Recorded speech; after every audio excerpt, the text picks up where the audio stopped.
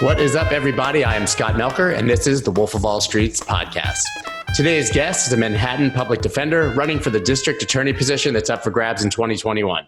With a passion to fix a broken criminal justice system, Eliza has decided to take the most direct form of political action and fix the system herself from the inside.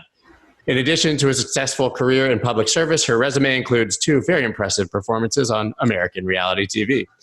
It is my goal to better understand the glaring issues with the criminal justice system, how she plans to represent her district, what inspires her to defend those that need it most, and maybe to get a few tips on how I can land a role on reality TV.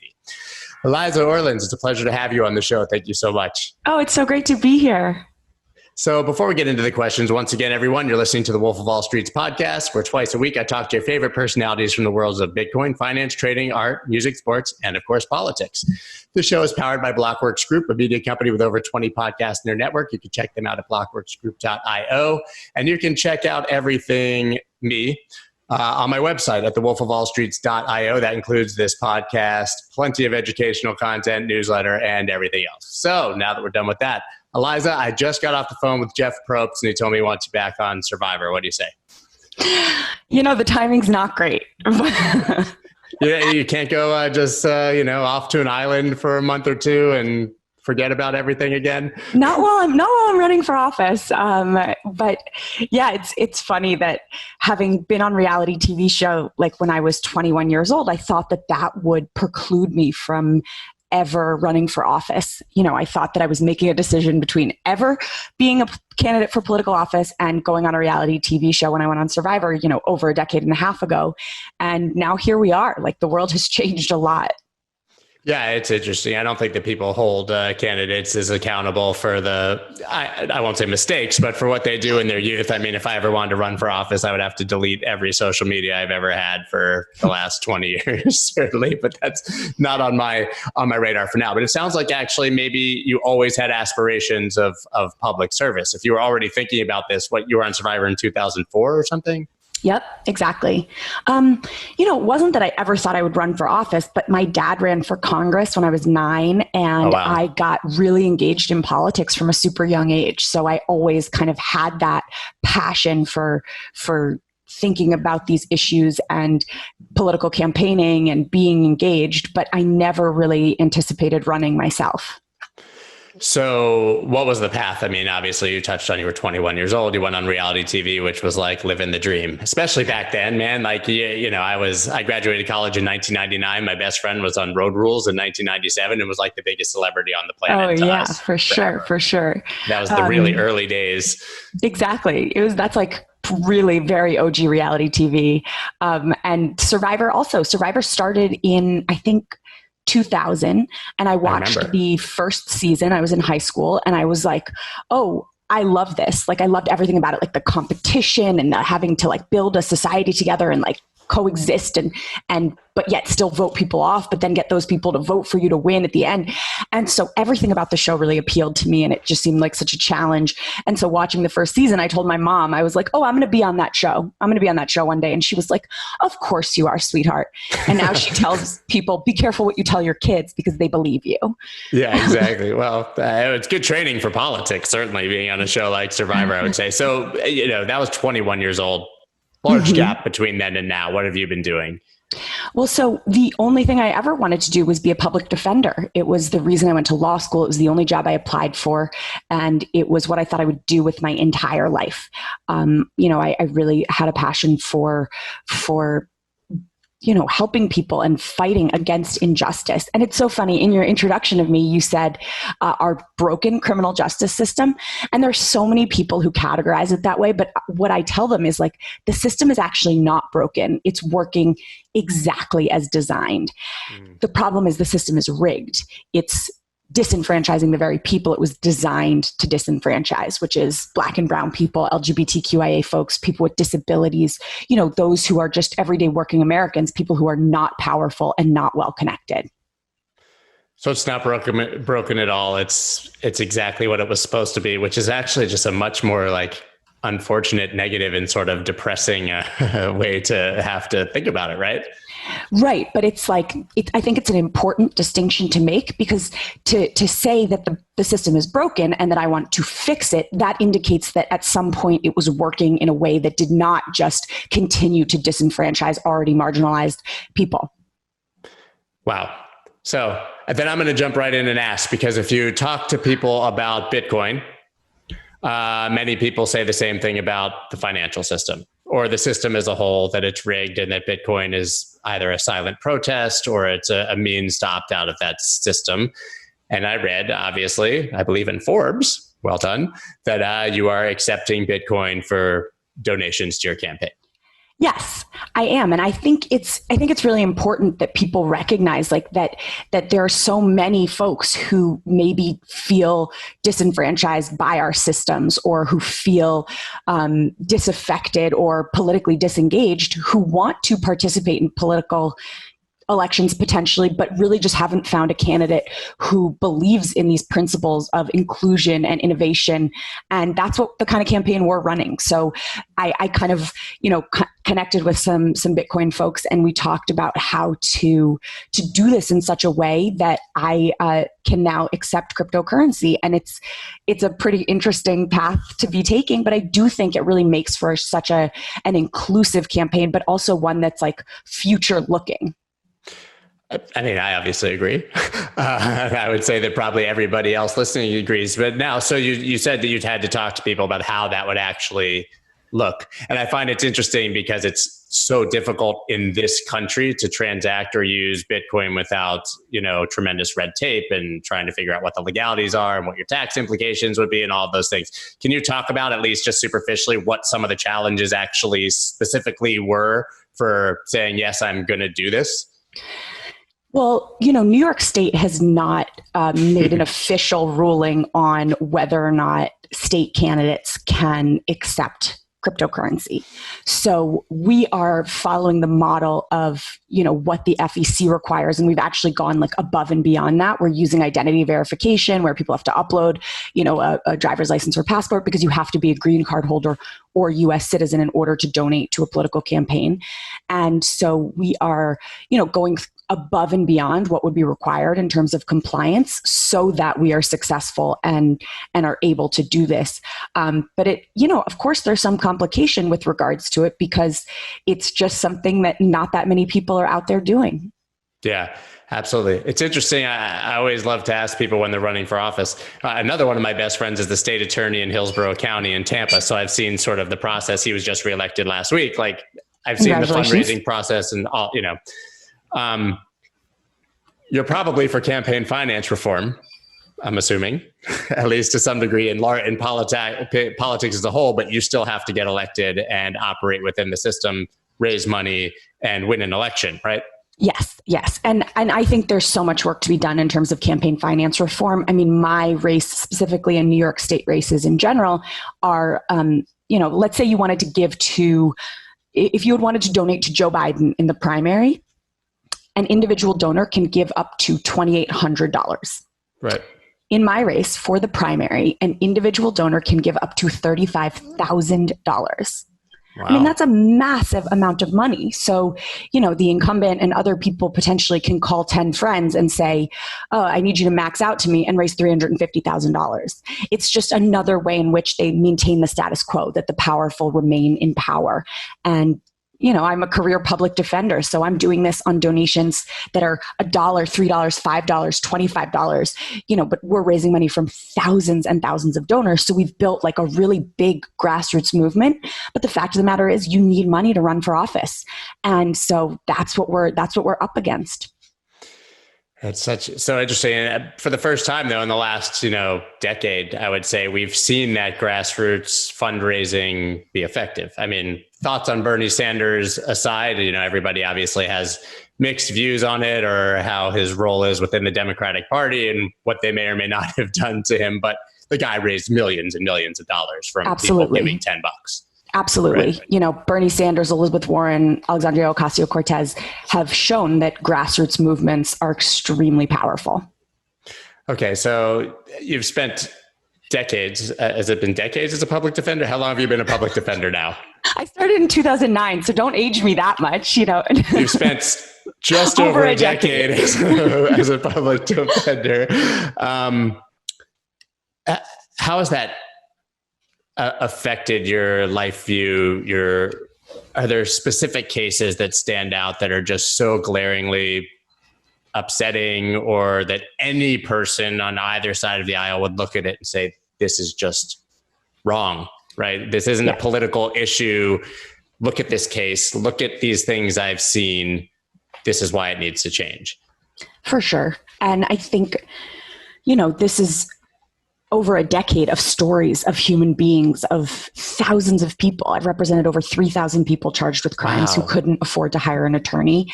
And every single one of their stories is heart-wrenching in some way. And I think a story that I often tell, just because it's something that is so uncontroversial and it's just something that people are sometimes shocked by, but really it's so ordinary in terms of what I would see on a day-to-day basis as a public defender, and why I became so, just angry and heartbroken and frustrated with the system. And it's actually a case, a client I represented in my very first year as a public defender. I will call him John for the purposes of the story. And he was an assistant manager at a Gristedes in Lower Manhattan. He'd worked at the same grocery store for over 25 years, made his way up to assistant manager. And one night he was closing up the store and he bought 2 bags of groceries with his employee discount, locked up for the night, walked over to the A train to head uptown to go home. And he got on the subway, uncrowded, it's almost midnight. He puts his bags on the seats next to him and prepares for his journey. At the 125th Street stop, 2 uniformed NYPD officers get on the train. They grab John's groceries, dump them to the ground, and place John in handcuffs and take him to jail for the night for the crime of occupying multiple seats on a transit facility. On an empty train. Taking up 2 seats on an empty train. At the first stop in Harlem. Yep. And, it's the color of his skin, the neighborhood in which he lives, like the reasons why he gets arrested. How many times have you been on a subway in New York and seen someone taking up 2 seats on the train? And how often have you seen them get arrested for that? And it's just seeing people over and over get jailed and bullied for as little as taking up 2 seats on the subway just kind of exacerbated this heartbreak and anger and frustration at the system. And it's kind of why I made this decision to run. And that's not like a black swan event. This is every day, right? Every day. It's not an anomaly. And so what, for someone like John, what are the implications of that? Obviously, he spends a night in jail. Now it's got a permanent record. Is this something he can lose his job? Can he not get a driver's license? What are the longer term implications of something like that? Well, so for, this is the huge problem is like people see this false choice. We've been sold this false choice between public safety and incarceration. But the fact of the matter is we don't make our cities safer by locking people up. And in fact, when you lock someone up for whether it be, 3 months, 3 weeks, or even just 3 days, that person becomes exponentially more likely to reoffend or get rearrested. And it makes sense, right? Because if you think about it, that person misses work for 3 days, they lose their job. Then they can't afford to pay their rent, so they lose their home. If they're a single parent, they lose their kids to foster care. And then maybe they're saddled with a criminal record for the rest of their lives. They can't get employment. They can't get student loans. They can't get housing. And so all of a sudden we've upended someone's entire life for what? A lot of times it's for things like minor low-level drug possession, for jumping a turnstile, for things that are crimes of poverty or substance use disorder or mental health issues. The Department of Corrections is providing more mental health services than any other institution in New York City. It's an outrage. It's so crazy. It's so crazy. I once read like a long paper on, there are obviously a lot of examples like that in and outside of New York State, but one of the most glaring that I read about is the abuse of taking away people's driver's license for offenses that have nothing to do with driving. And when you see the statistics, as you just mentioned, on what happens when you take someone's driver's license, like someone gets caught with a small bag of weed and you take away their driver's license, which has nothing, and then they can't go to work, and then they can't drive their kids to school. And it's like this endless regress of problems that causes them to be back in the system, all for some petty offense. Exactly. And then we wonder why our recidivism rates are so high. Well, we've done nothing to help a person with whatever issue they're facing. All we've done is criminalize them and then turn them into someone who like has no job, has no home, has no means of supporting their families. So the scary question, I guess, going back to what you talked about at the beginning, my instinct was to say the system's broken. But if the system was broken, everyone agrees that's absurd, right? There's no person who would look at that rationally and be like, yeah, this guy deserves to go to jail for putting his groceries on a seat, but nobody's fixed it. Right. So there has to be a reason. Right. Right. And I think that, the way that we see this, like the people who are committing crimes on a very large scale are the people who are not being held accountable. It's people who are extremely powerful and well-connected. I mean, we see it. It's not really a coincidence because you look at who's been running the system and then you look at who gets the breaks from the system. And it's the powerful protecting one another and yet prosecuting and policing and surveilling and, incarcerating people from low-income communities, people of color, people who are already, marginalized and disenfranchised. So it's really like what we see is deliberate. It's working as designed. And so I think, having someone in the DA's office who really has seen this from the other side as a public defender and who wants to make these changes is so critical.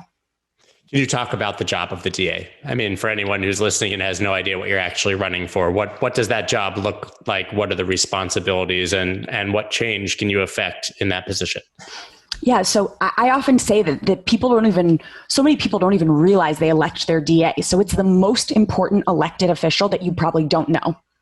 Yeah. And that's because the DA makes all decisions with regards to our criminal legal system, who to prosecute, what crimes to charge, whether or not someone gets bail set, whether someone has the opportunity for treatment or what sentences get sought.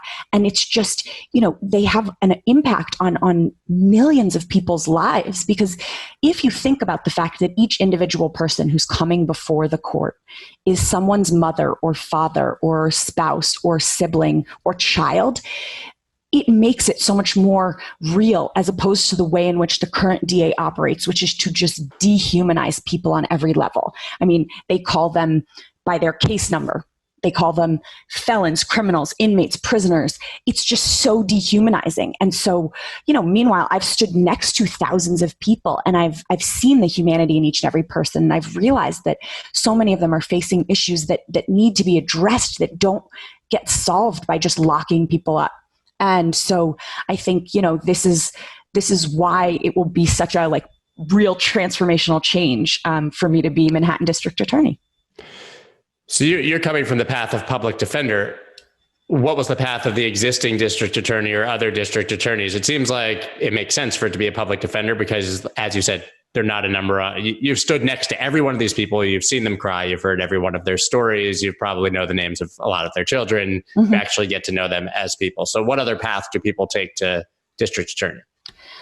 Well, usually people are prosecutors and then they're prosecutors and then they're prosecutors. So people grow up in prosecutor offices and then they become, elected district attorneys. It's only been very recently that we've seen kind of a breakthrough of people who are not career prosecutors becoming the elected DA. We're seeing it, we saw it in Philadelphia with Larry Krasner. And now a public defender got elected in San Francisco, Chesa Boudin. And we're really seeing across the board people ready for this true reform in terms of our criminal legal system.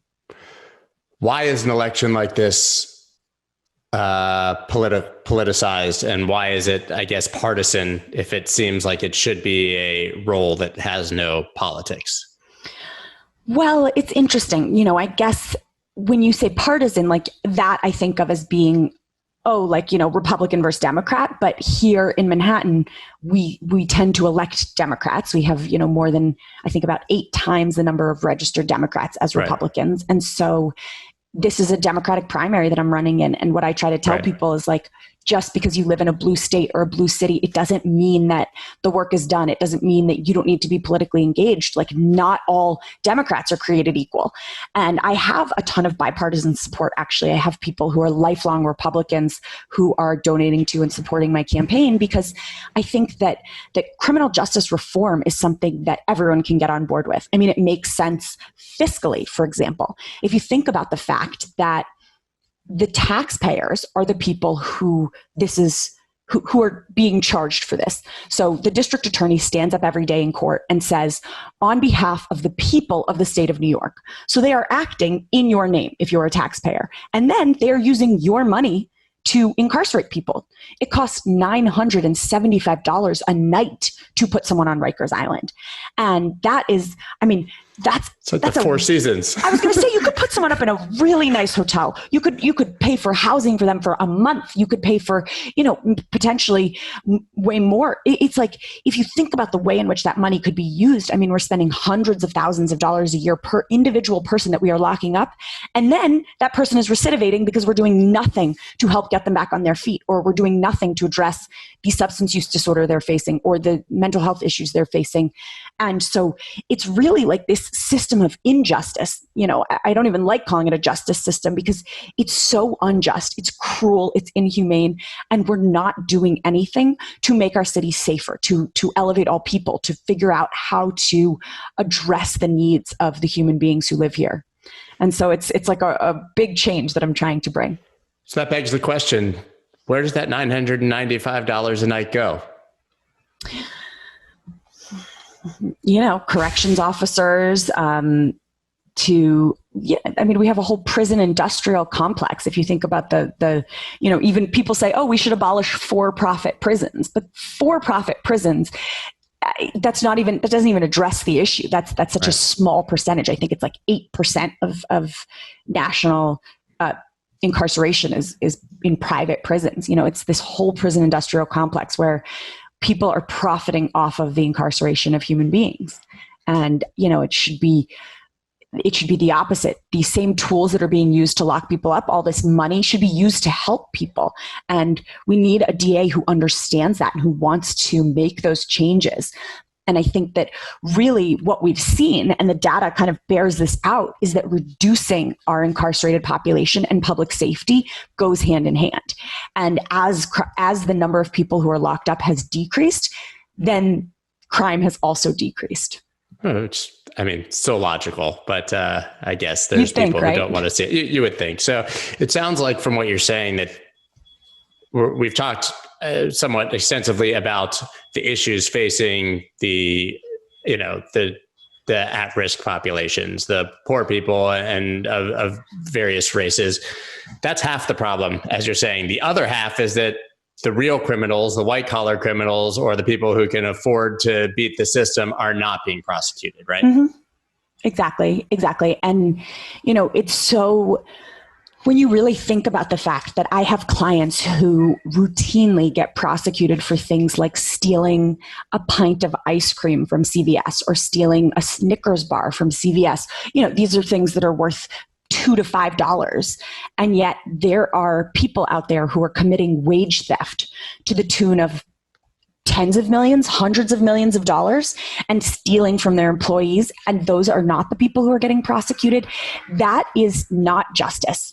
We're not putting the resources into, prosecuting people that will actually help our communities and keep people safer. The same people who are being stolen from are the people who are, have no power because they can't, my landlord is skimming off my employer is skimming off my paycheck. What do I do? Well, I have no power. They're going to threaten to fire me. I have no, and the same goes for landlords. There are landlords out there who are being extortive, who are hurting their tenants. And those are not the people who are being prosecuted. Right. So those are great examples. We hear all the time in my community, the Bitcoin community. Not a single banker went to jail for the global recession, right? That's true. Actually, the only prosecution that was brought, and that was by Cy Vance, the Manhattan District Attorney, was against a bank that he thought of as just being, low-hanging fruit. I'll bring this criminal prosecution against Abacus Bank and the family.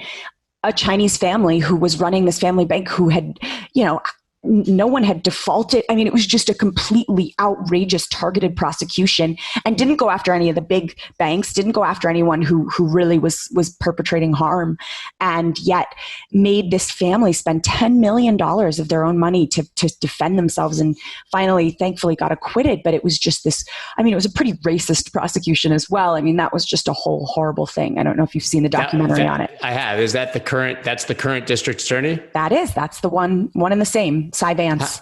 How long has he been in the position? He'll have been there for 12 years.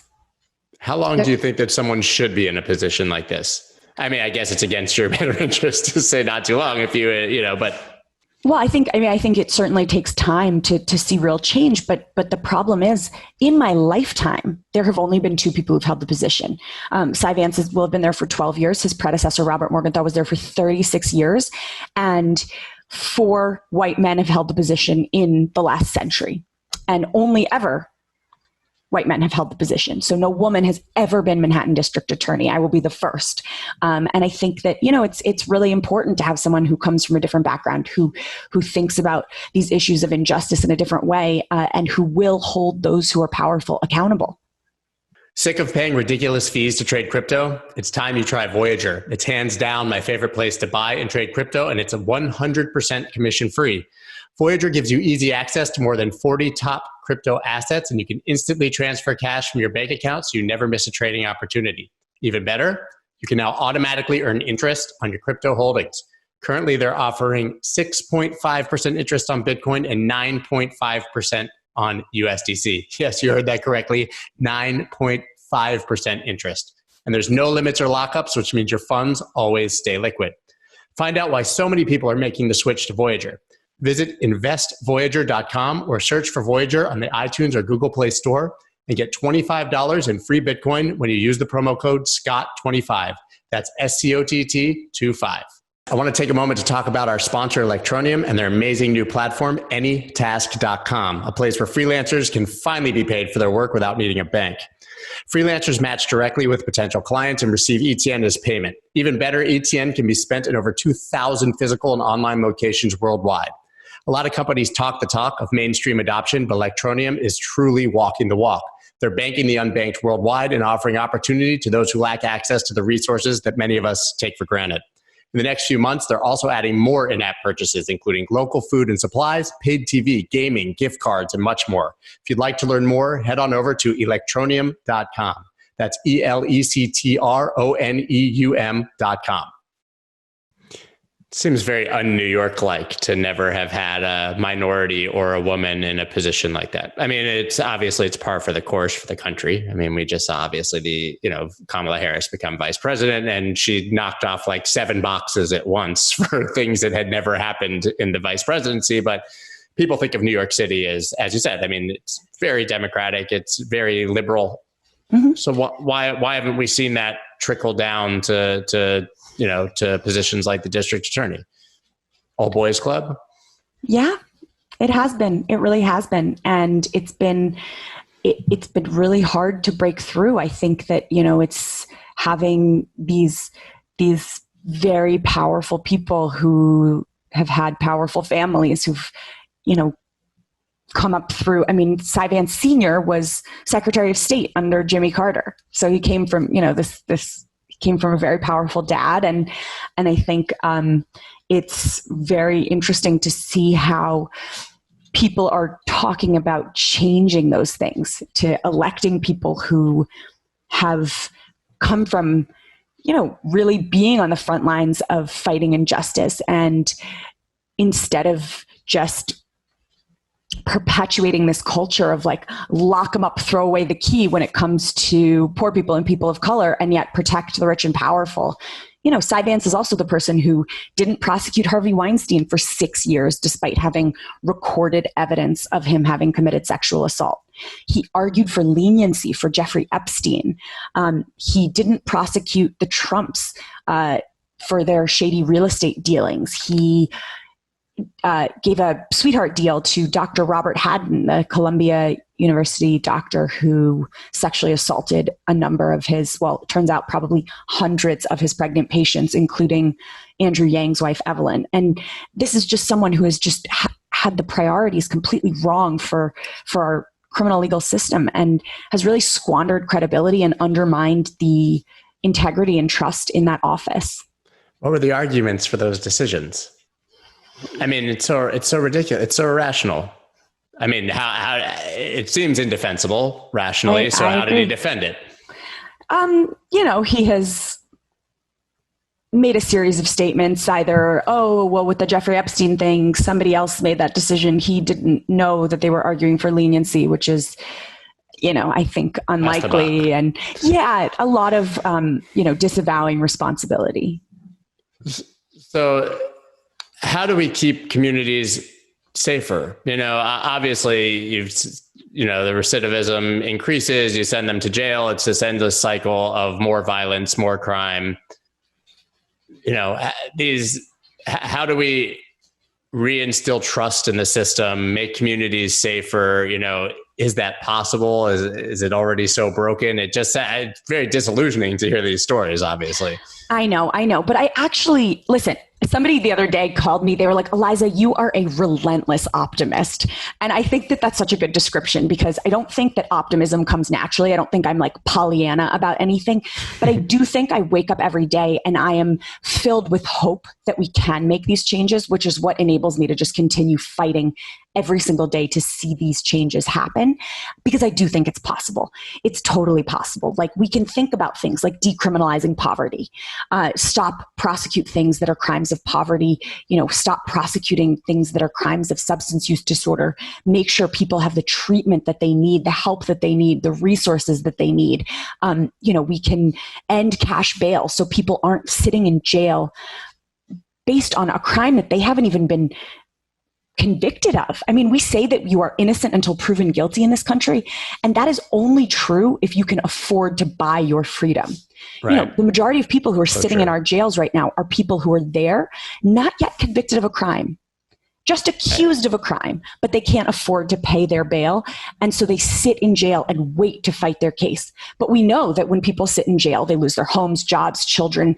They have worse outcomes on their cases. Sometimes they just take pleas in order to get out. And that's just, it's terrible. And we can end cash bail. We can decriminalize, decriminalize drug possession. We are seeing across the country. I mean, everywhere. Election day was a huge, it was a huge win for? It was a huge win for criminal justice reform. It was a win for drugs. Like, we're seeing ballot initiatives pass where people are so in favor of these things. They recognize that we should not just be incarcerating people for these issues. And in fact, that drug use decreases, that overdose deaths decrease, that all of these things are happening. And this is just the way of the future. And so, like, if this doesn't happen legislatively, it can still happen if we elect DAs who are committed to not prosecuting those offenses. And so these are the things that we can do. And also we can have, we can hold those accountable who are perpetrating real harms.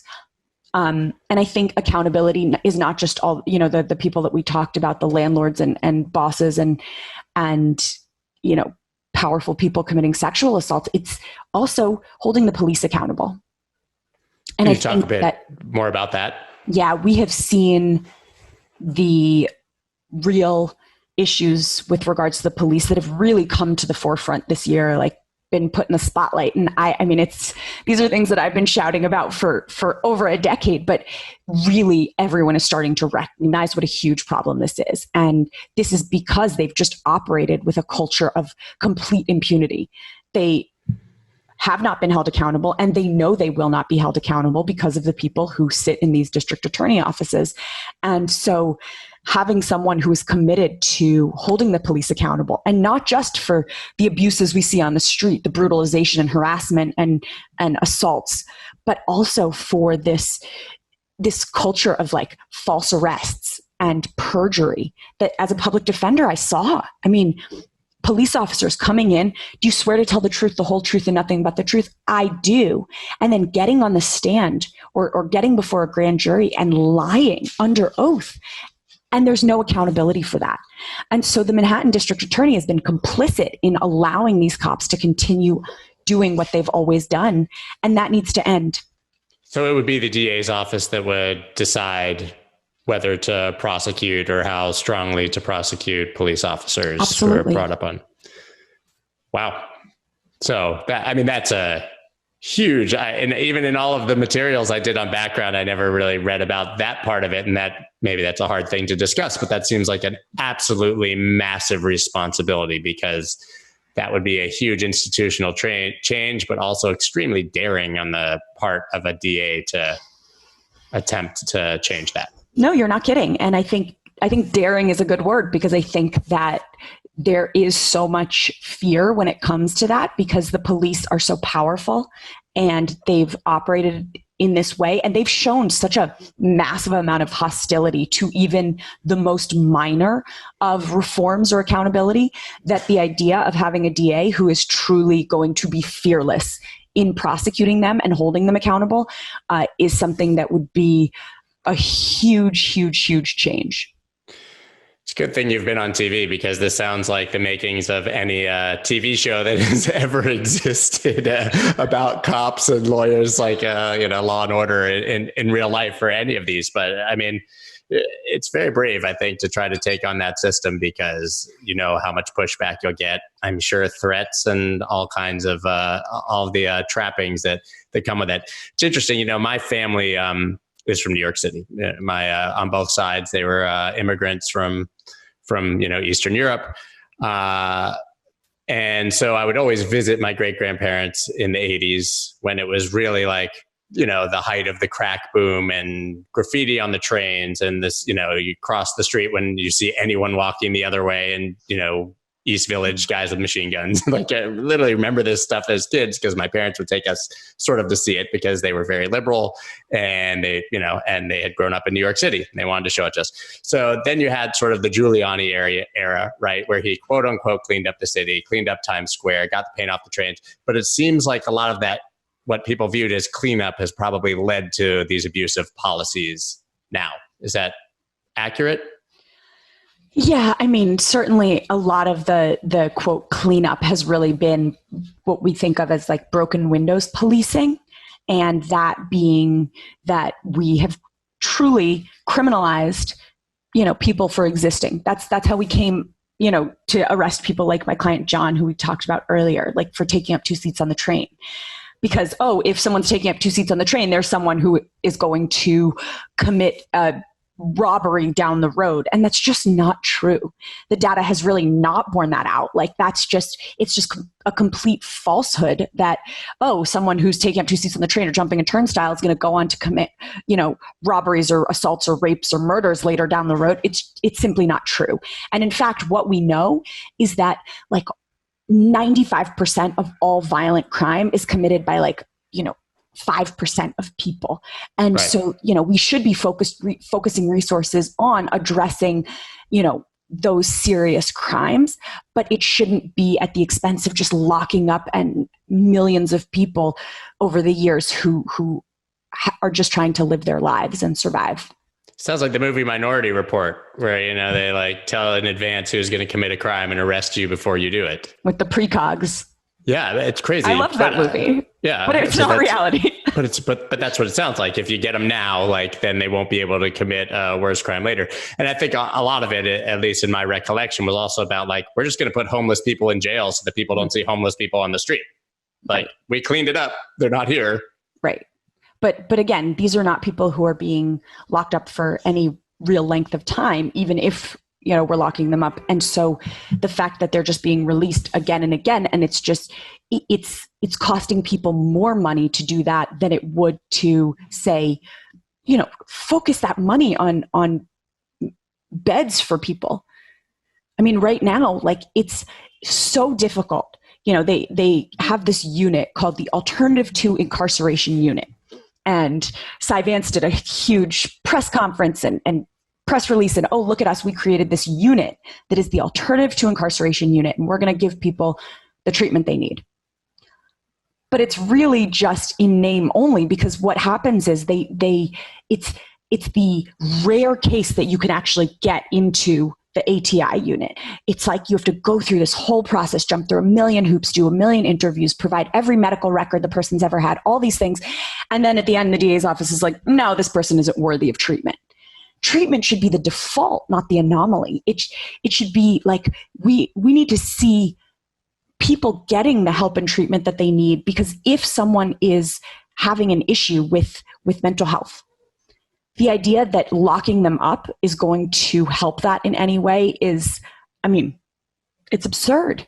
If someone's having a substance use disorder issue or they're facing real addiction, the idea that locking them up is going to address that is just completely false. And so we're just cycling people through and not giving them the opportunity that they need when it's window dressing and it's superficial mercy. It's not actual. We need fundamental change, and we need these real programs. We need investment into communities. We need investment into treatment programs. We need enough beds that the people who are eligible for treatment can all get the treatment they need. How far up the chain does this pattern go? It starts with the DA, obviously, mayor, governor. It's kind of in my lifetime, it's been all like, kind of older white guys, right? Yes. Is this like, where does de Blasio fall into this sort of like system of protecting, the wealthy and somewhat abusing the poor population? Oh, he is certainly a major player in it, and he's been completely complicit. He's failed to hold his NYPD accountable. He's, really failed the people experiencing homelessness in this city. He's been a real huge player in this. And so, on the ballot in 2021 as well will be a new mayor. His incompetence with COVID, I think, was glaringly on display for the entire world to see. It's funny, my friend who was on Road Rules in the 1990s, his sister's husband, so his brother-in-law, is running for mayor, Zach Escalante. Oh, that's so exciting. Yeah. The same, just really a small circle there, but the same person, his brother is running for mayor, for his brother-in-law, for many of the same reasons. So I've already kind of heard the pitch, and I've heard the story, which is, it's just very interesting. It's just hard to imagine that that's New York City when it's supposed to be so, protective of these populations. I know. It's hard to believe. A lot of people think that New York, it's, liberal and blue city and a blue state and everything must be fine. And it's not. It's really not when you look closely. And in the crypto community, New York, you can argue that the United States is the most difficult country to be a crypto advocate in, and by far whittle that down to New York being the most difficult state with the most regulation and really in the way of progress in this space. Yeah. And I think that, having somebody like me in the race who embraces the crypto community and I'm running for such an important position, I think bodes really well for the community at large and the future of politics and cryptocurrency. I hope so. I'm hoping. I saw that Biden tapped, I believe Gary Gensler is his name, but who teaches basically cryptocurrency and blockchain at MIT to be this sort of Wall Street overlord for his office. So that was really, really encouraging if something like that happens, because obviously the present administration, for however much longer that is, pretty much came out and said we don't like Bitcoin. Right. I think that it's so interesting to talk to people about cryptocurrency because it's not something I necessarily knew very much about, and this, all the people who kind of have certain views of it are the same people who probably had those views of the internet back in, in the early 90s. They're like, oh, the internet, it's terrible. It's used for child porn and this and that. Like, they don't get it. And it's like, it's just like such a failure of imagination to see what a future could look like that really is a bridge that engages different parts of society and makes people feel included. Agree. So you touched on drugs, obviously, which is like sort of the elephant in the room, I would say, for probably every district attorney everywhere and every politician. And we are seeing this sort of wave of legalization, even now, like, mushroom psilocybin in Oregon and things. It's it's getting beyond just medical marijuana and it's happening fast. So obviously legalization leads to less crime related to it because it's just no longer illegal. What always blew my mind is like, even if you're against all the social reasons to legalize it, why don't governments legalize it just so they can collect taxes and make money? Exactly. But I also think that, the war on drugs has been so unsuccessful because what it really has come down to has been, it's not a war on drugs, it's a war on people. And it's been predominantly a war on Black and brown people. And we have just seen how ineffective it's been, and, shifting the focus to public health and thinking about what it would mean to really decriminalize all drugs the way that Oregon is going to do, and like that we've seen happen abroad in places like Portugal, and the way in which that changes the entire society and really just makes life better for everyone is so amazing. And I'm really hopeful that, that people will say, okay, this not only, focuses on public health and helping people, but it also removes one of the most common justifications for law enforcement to harass, arrest, prosecute, incarcerate, and deport people. It'll just be really revolutionary change across the board. And it's so encouraging to see people really coming around to that. I've also represented clients who've had PTSD and who've gone through all the traditional channels of treatment, whether it be, over-the-counter medications or prescription medications or therapy. And I've seen how ineffective it is. And so the idea that now we are using certain drugs to treat PTSD and the results have been incredible is really also very heartening.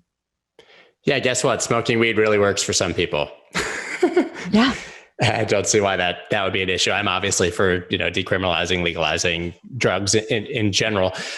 And I wonder, if we saw that wave sort of across the country, how much that would affect these, police reforms that we need to see, if it would demilitarize the police, if it would, eliminate their targeting of minorities. I think that some of that's just sort of deeply ingrained, but to me, drugs is the single thing that would potentially change it the most.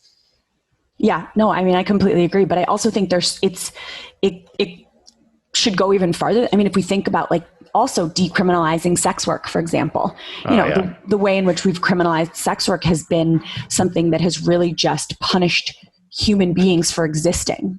And has, sex work is work, first of all. And then there are people who are being targeted. I mean, in New York, we have a law that's called loitering for the purpose of prostitution. And it has commonly been referred to as the walking while trans ban, because trans women of color are traditionally prosecuted by this. This is like the new stop and frisk. I mean, literally, they can't even walk out of their home. They can't walk down the street without being arrested for loitering for the purpose of prostitution. Because they look like prostitutes? Is that the justification? I mean, because the cops just harass them. Yeah, the vice squad just stops them, harasses them, is awful. And then uses things like, searches them. And because they had condoms in their purse, oh, well, that's going to be now used as evidence against you. I mean, it's just sickening. And so, there's a bill right now that's pending and hopefully will happen soon to repeal that law. But I mean, the fact that anyone's been prosecuted for that is just, it's abhorrent. When I was in high school, I grew up in Florida, and we had this thing called Ledge, where high school students from all over the state would go up to Tallahassee and you would legislate on bills. You would basically pretend to be Congress. And my bill when I was a senior was to legalize prostitution. When I was a senior in high school, my parents thought I was nuts. Everybody thought I was insane. You were just way ahead of your time, is what you were. I walked out in front of like the entire Florida Congress and all these kids, very Republican, and I proposed a bill that I had spent months on legalizing prostitution. I love it. And my biggest paper in college was about legalizing marijuana. And my father actually used to lecture at the University of Florida on legalizing marijuana and the benefits. So, yeah, I mean, I'm squarely in your camp, is what I guess it would be fair to say here. But it's really just, it's so crazy. So we've talked about quite a few things, obviously, that you would change. Are there any other glaring changes that you would make, things that you want to focus on?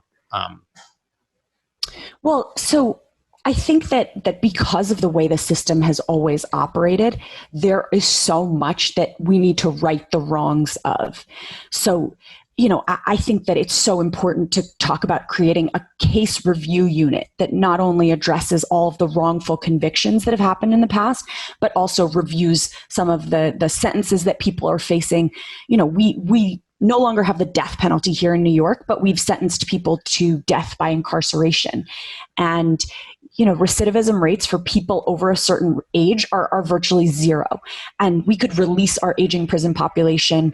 And these are people who've already been held accountable. They've served their time, but we need to, I think, really address not only wrongful convictions, but also these really excessive sentences and the convictions because of the way in which the DA's office has gotten some of these convictions. So I think that's also incredibly important.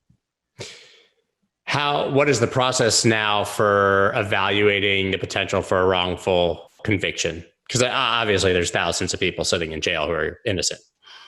Absolutely there are. And, right now the process is, well, it's incredibly opaque the way in which they operate. They don't really release the data as to those cases, and they've exonerated virtually no one since Vance has been in office.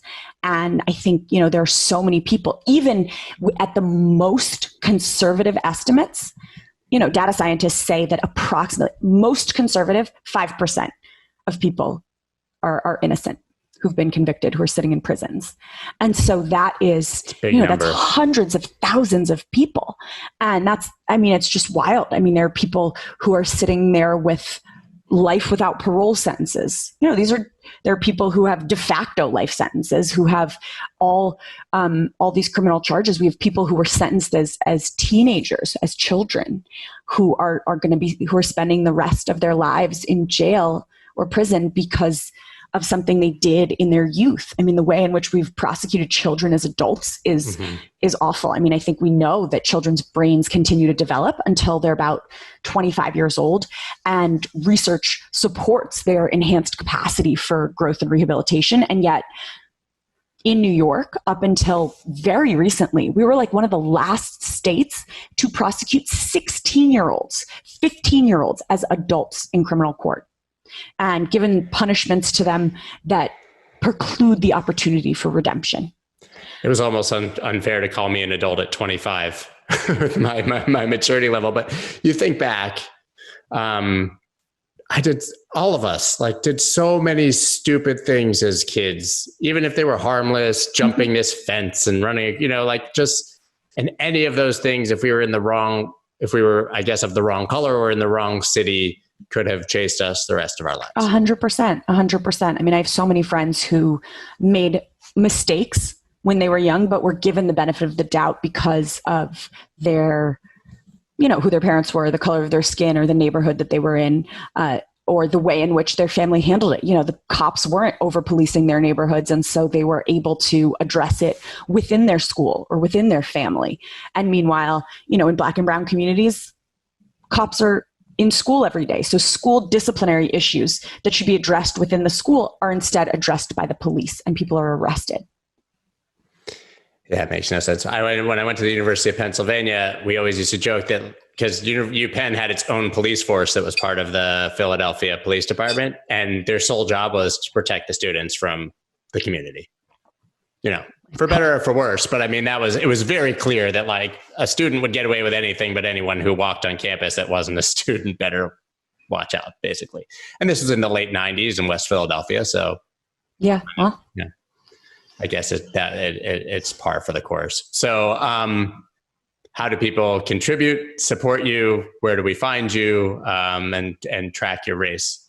Yeah, well, we're ramping up as to the fact that now, thank God the presidential election is over. So we are now, aside from Georgia, the next most important race in the country. And so my website is elizaorlins.com, ElizaOrlins.com. And I'm Eliza Orlins on Twitter, eOrlins on Instagram. And you can go to blockchain.elizaorlins.com to contribute in crypto. There you go. I'm going to do that. I want to know, was it better being on Survivor or The Amazing Race? And which one did you like better? They are both miserable in different ways.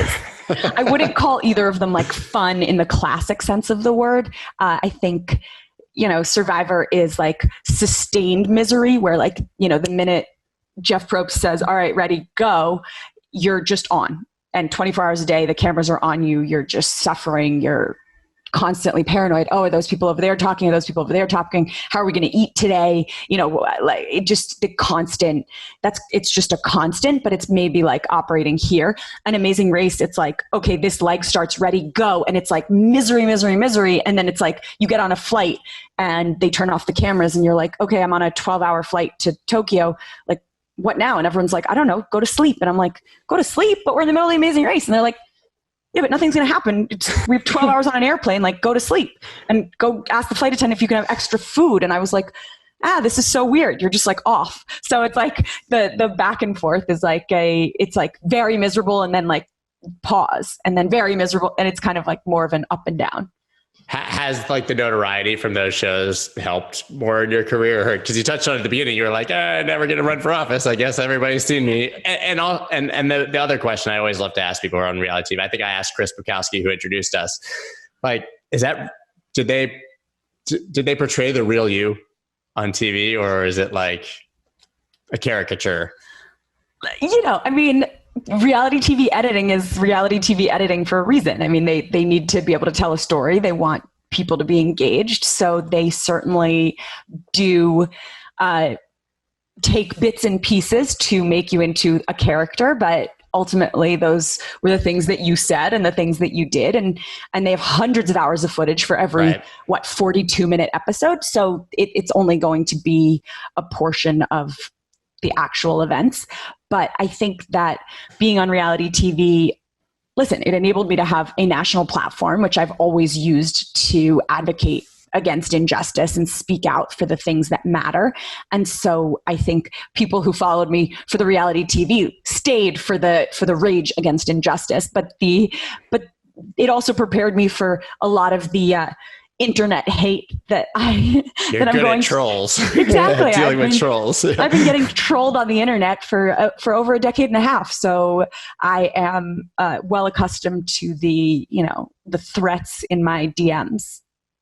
Every day of my life. I read my DMs on Twitter as a joke, like on video, like once a week, just to show people how kind of insane it is. And I'm sure yours are even worse if you've been doing it for that long. Well, thank you so much for taking the time. I really appreciate it. I respect that you're fighting the good fight and that you're willing to take on these systems, because I know it's not easy. Well, thanks for having me, and thanks for talking about these things, because it really matters. This is how we're going to make this change. Awesome. Thank you again. And we'll catch up with you next June. Yes, definitely. Hopefully when you have a different title. Exactly. Let's go.